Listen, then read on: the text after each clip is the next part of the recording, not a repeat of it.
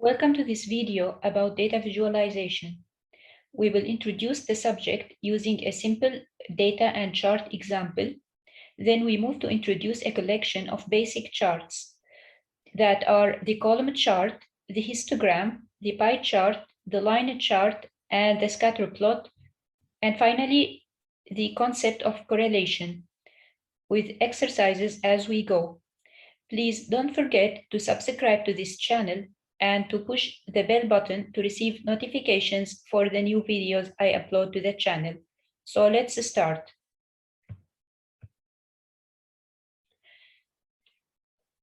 So for an introduction, when data is collected in a form of a data set from surveys or other sources, it might contain many fields of numbers and categories in relations to each other. So this is an example of a data set. Here it contains 3 columns.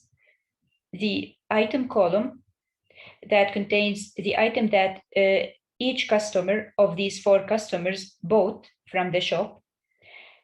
And this is the quantity of each sort of item. For example, the first customer bought 2 shirts, the second one bought 3 trousers, and so on. And the price of an item, which means the price of a single piece of the item. For example, the price of 1 shirt is 20 euros. The price of 1 trousers is 35 euros, and so on. So when we get large amounts of data, it becomes difficult for us to grab insight and information quickly and easily from the data itself. And here comes the importance of the statistics and the data visualization, by which this data set could be presented, summarized, and visualized in different forms and charts, which makes it easier to comprehend this data and to interpret it. So for example, this data here we have can be written or could be written in another form as this data set, which includes the unique item, which is the shirt and trousers and skirt here. As we notice, the shirt is repeated, and the total price of the items. For example, here the first customer bought 2 shirts. Each of them costs 20 euros. It means the total cost of the 2 shirts that the first customer bought is 2 multiplied by 20, which gives us 40 euros. However, the fourth customer also bought 4 shirts, each of cost 20 euros. It means in total it's 80 euros. 4 multiplied by 20 equals 80 euros. So the total price that the shirt generated today was 40 plus 80, which gives us 120. Similarly, we have 3 trousers. Each of them costs 35 euros. So in total, they are 105 euros. And lastly, we have the skirt. Only 1 piece was bought with a price of 24 euros. We can see it here. Now, this data, instead of visualizing it as it is, we can represent this by a bar chart, which or a column chart, which we are going to talk about in the next slide. So we can imagine the items here, the shirt, trousers, and skirt, mentioned on x-axis, whereas on the y-axis we have the total price of the item. So we notice the total price of the shirts is 120. We can see the top of the column and draw a line that is parallel to x-axis, and where it falls on the y-axis is the total price of the item. So here 120 euros is the total price of the shirts, which we see here. In the case of trousers, also we have 105. So we notice here, if we extend the top of the trousers column to reach the y-axis, then it falls somewhere here on 105. And lastly, the skirt is also 24 euros. So this is a simple example of how we can manipulate the data or change the form of it, and from here to here to get it ready to be plotted as a chart. For example, in our case, a column chart, which makes it easy for the person to quickly view the prices. Of course, this is a simple example. However, this can help a lot if we have a large data set with multiple repeated numbers. So this saves us a lot of time and effort by only viewing the or quickly and easily viewing the length of the columns and comparing them. We can sort them also from highest to lowest and vice versa. So in this presentation, we are going to talk about basic types of charts, which are the column chart, which we talked about briefly in the previous slide, the histogram, the pie chart, the line chart, and the scatter plot. And we will talk also about the correlation with it. So the column charts are used to compare values of different items, such we saw on the previous example, when we wanted to compare the prices or the total prices that the customer bought regarding different items in the clothing shop, such as the shirt, the trousers, and the skirt, and we could know which one of them had the highest total price. Or column charts could be used to compare the values of similar items in two or more different categories, such as we are going to see in the below chart. So the below chart shows two bookshops who sell a group of different school items, such as the eraser, the notebook, the pen, and the school bag. And the chart compares the prices of similar items between the two bookshops.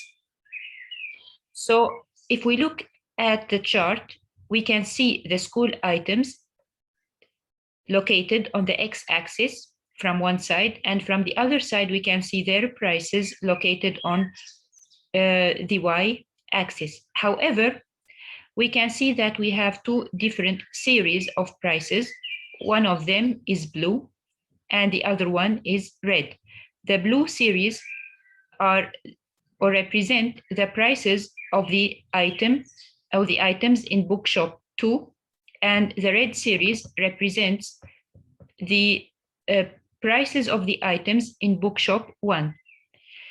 For example, and if we get back to this point, the chart compares the prices of similar items between the two bookshops. So if we get here to the school bag, we can notice that it has two related columns.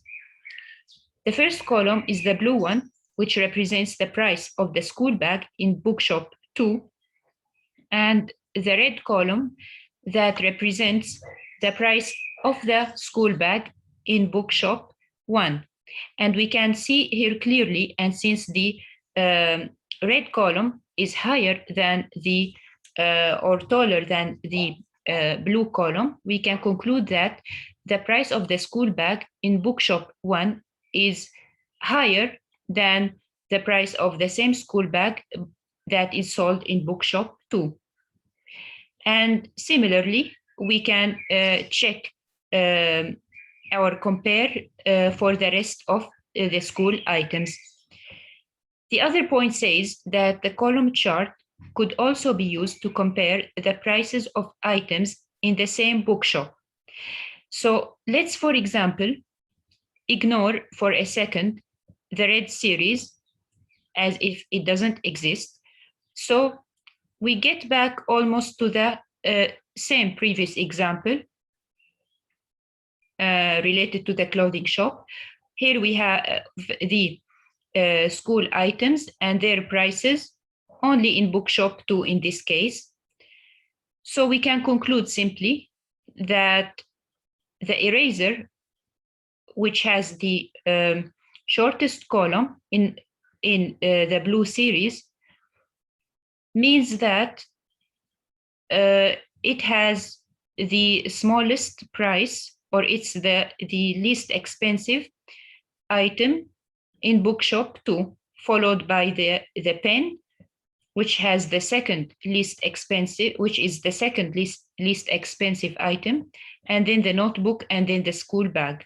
So it's also useful in comparing the prices of items in the same bookshop.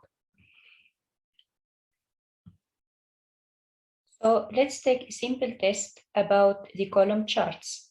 So here we have the same column chart we saw before. The first question says, which is the least expensive item and in which bookshop does it exist? So we have to search for the column with the lowest height among all these columns, including the blue and the red columns. So by a quick look, we notice that this is here the column with the lowest height, and from this we conclude that it's the erasers column, and this is the eraser that exists in bookshop 1, since it's the red column here. Now the second question says, what is the sum of the least 2 expensive items in bookshop 2? So here we have to look only at the blue columns, since they are the columns that are related to bookshop 2. And the least 2 expensive items are this one and that one, which are the eraser and the pen in bookshop 2. The price of the eraser, we get it by extending the top of the column to reach the y-axis. So it falls somewhere here. Let it be 1 plus the price of the pen. Also, we extend it visually like that. So it gives us something like 2 euros. So the sum will be 3 euros. Now we move to discuss the histogram. A histogram is a graph that organizes a group of data points into ranges and is used to show the number of data points in each range. Let's take an example. The histogram below shows the number of employees in a company in each age category. So here we have those 5 categories on x-axis. So here in this range 20 to 30 will fall the people who are aged between 20 and 30. Similarly, here will fall the people that are aged 31 to 40, and so on. We continue for the rest categories. Now the height of the column represents the total number of employees who are aged 31 to 40. Here, the total number of employees that are aged 20 to 30, and so on. So let's take a test about this. What is the total number of employees in this company? So in order to calculate the total number of employees in the company, we have to extend the height of each column and see where it falls on y-axis, and then sum the values we get.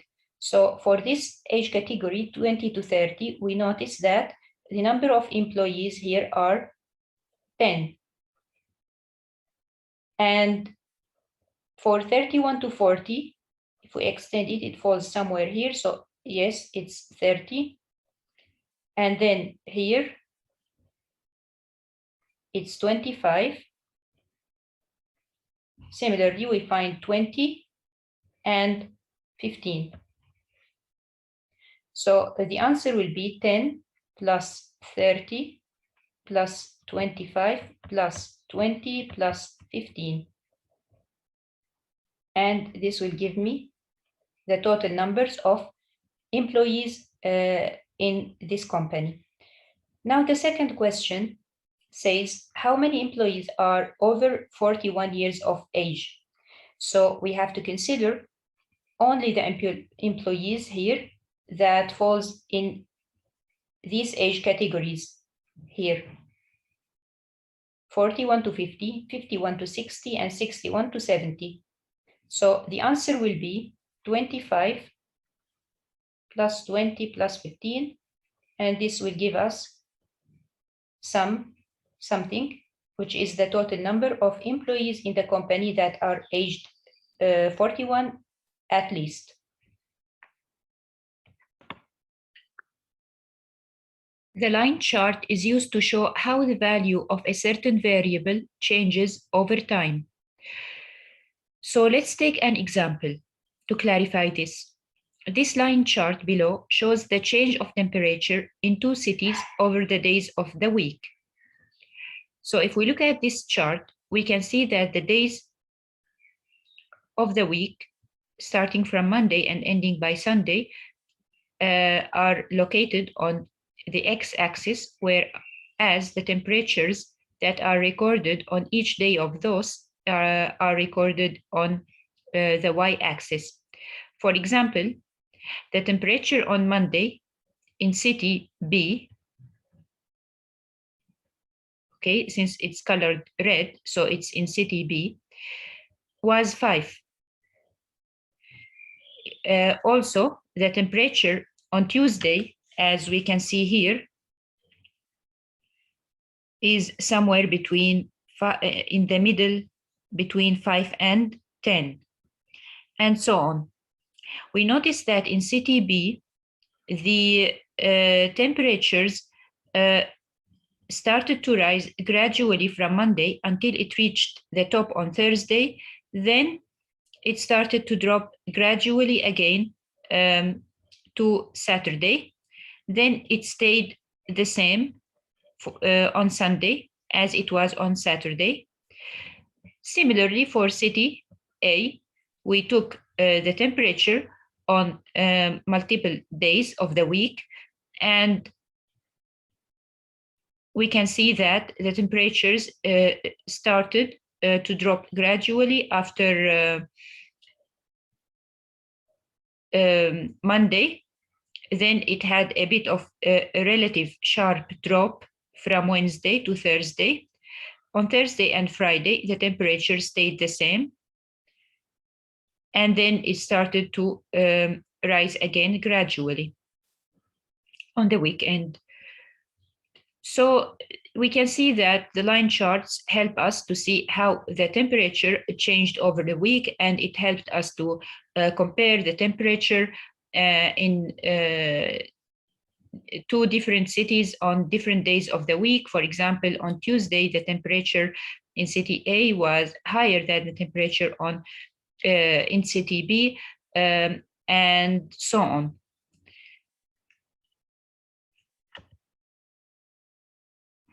So let's do a test. What was the day when the temperature was the closest between the two cities? So we can see here, if we draw vertical lines that connect points related to two cities on each day, like that. And if we measure those distances, we can notice that the shortest distance is this one on Thursday. So the temperature was the closest between the two cities on Thursday. Now the second question, in city A, when did the temperature reach its lowest? So we can see the lowest point on the graph or on the line. In other words, that is related to city A. And here we have 2 points because this is a horizontal line. So we have this point and that point. So both have the same temperature. So the days are Thursday and Friday.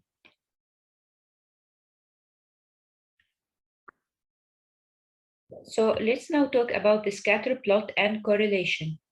The scatter plot is a type of plot that uses the Cartesian coordinate system to describe the relationship between two variables, x and y. If you are not familiar with the concept of the Cartesian coordinate system, you can check the link I will put in the description box for the video that explains about it. Now, for example, we have this scatter plot, and we have two axes, the x-axis, and here is the y-axis. And we have a collection of points. For each point of them, for example, for this point, we call it M, this point is matched to a pair x and y. We get the x of this M by drawing a vertical line on the x-axis, and we measure the distance from the point where this line meets the x-axis and the start, which is 0 here, and this is xm. And then we draw a line that is vertical on the y-axis, like that. So it falls at 10 here. And this means that ym is this length that is equal to 10 in our case. Sorry, to here. Now this applies for every other point. So the purpose of the scatter plot is to understand the kind of relation between the two variables x and y. And here we can use the concept of the correlation, which means the nature of the relationship between two variables, in our case, x and y. So are these variables increasing and decreasing together? Is one of them decreasing while the other is increasing? Or there seems to be no specific relationship between the two variables?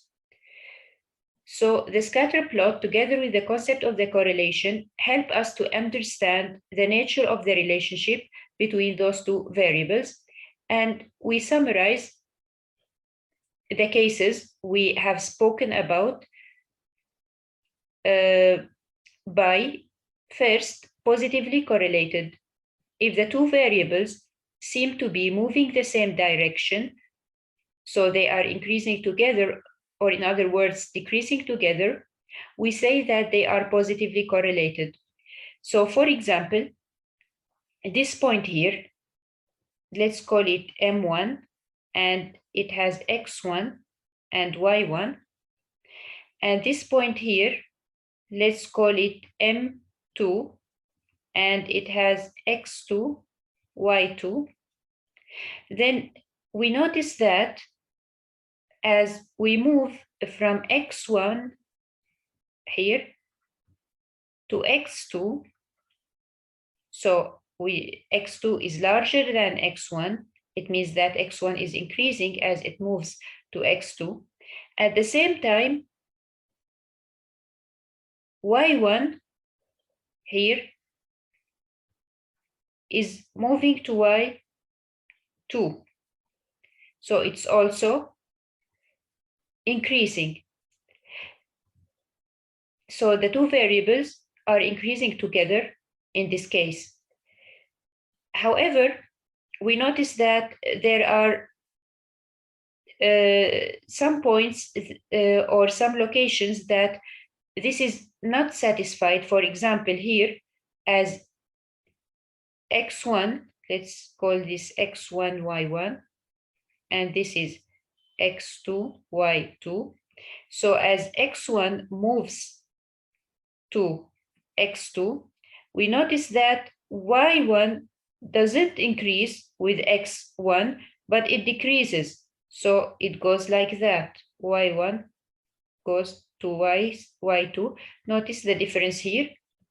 X1 increases to x2, y1 increases to y2, whereas here when x1 increases to x2, y1 decreases to y2. So there are sometimes outliers in the data that don't satisfy the general rule, but we notice that the general tendency of the points are to be moving, or the general tendency of the two variables are to be moving together. So if one of them increases, the other one increases too.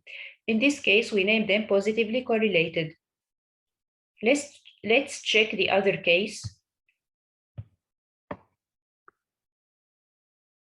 So the other case is for the two variables to be negatively correlated. If the two variables seem to be moving in opposite directions, so one of them is increasing while the other is decreasing, we say that they are negatively correlated. For example, if this point